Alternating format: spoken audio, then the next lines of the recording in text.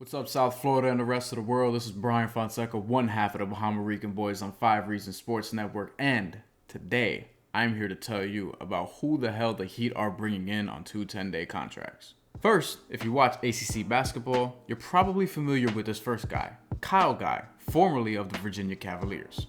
You probably hated him in college because, well, Virginia basketball. It also means he was on the famous #1 seeded Virginia team that lost to UMBC in round 1 of the tournament in 2018. He even played all 40 minutes of that game. They ended up winning the national championship the next year, so it didn't matter. And Kyle Guy was even the most outstanding player of that Final Four. Go figure. The Heat signed him last night. Had a feeling it meant something was wrong with Gabe Vincent. Come to find out today, health and safety protocols with him and somebody else we're going to get to later. That's a major part of the roster, even though he's out right now. But Kyle Guy is looking to fill that void. He's 6'1", 167 pounds. He's 24 years old, and he's been in the G League this year and playing quite well. But before that, Kyle Guy was drafted at number 55 overall late in the second round of the 2019 draft. In his second season, just this past March, he had a career high of 17 points against the Golden State Warriors, and his second highest scoring game that season was just 9 points. That's some Sacramento Kings shit. Overall, Kyle Guy wasn't great in Sacramento, but honestly, who is? 34 career NBA games across 2 seasons, career averages of 2.7 points per game and 7.2 minutes. Not a lot you can do with that. And again, he was also in Sacramento. But this year with the Cleveland Charge of the G League, formerly the Canton Charge, he's played well. In 12 games, he's averaged 20 points, over 7 rebounds, and 4 assists per game on 45, 36, 76 shooting splits.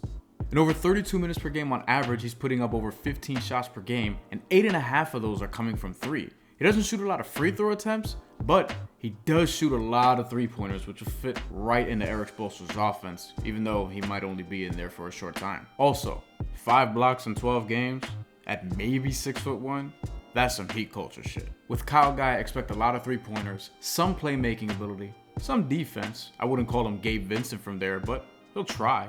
And also some toughness. There's one clip of a dude, a fan, telling Kyle Guy he sucks and all the bells and whistles before a game between VCU and Virginia. And Kyle Guy lit VCU up. I think he might have had a career high at the time or something like that. So yeah, this dude, he's got a little bit of that Heat stuff in him. Now, PJ Tucker, who's already injured, and Xylem Cheatham, who the Heat just signed, are in COVID protocol as well. That means Eric Holman will be filling in for at least 10 days. He's listed as 6'10", 225 pounds, is 24 years old, a Mississippi State alum, and also is measured to have a 7'2" wingspan. He's never been in the NBA since graduating in 2019, but he's come very close on a couple of occasions.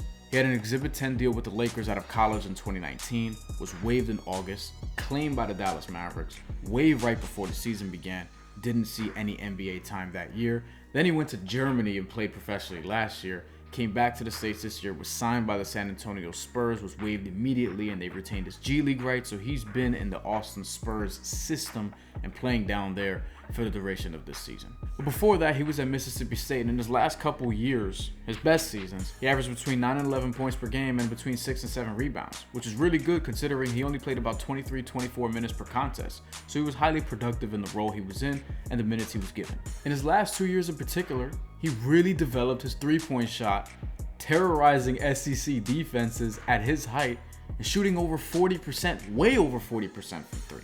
In his last 2 seasons in particular, he shot 44 and 43% from 3 at Mississippi State across 189 3-point attempts. This season, in 14 games with the Spurs G League affiliate, at around 20 minutes per game, he's at 7.5 points, almost 5 rebounds, 2 assists per game, and 1.5 blocks. Nearly half of his attempts are coming from 3, though he's only shooting 32.6%. The sample size is relatively small, as are his minutes, so I wouldn't freak out about that. And he's still shooting 46% from the field, which is solid. He's a big who can stretch the floor, finish, protect the rim, and evidently, there's some playmaking in there that the Heat will probably expose with dribble handoffs and things of that nature. So expect that as well. Brian Windhorst said on his pod yesterday, watch the Heat find a player amid all of this. Well, we'll see if one of these 2 guys could become that player that he's talking about. For more, subscribe to the channel, have a happy new year, stay safe during the holidays, and don't do coke.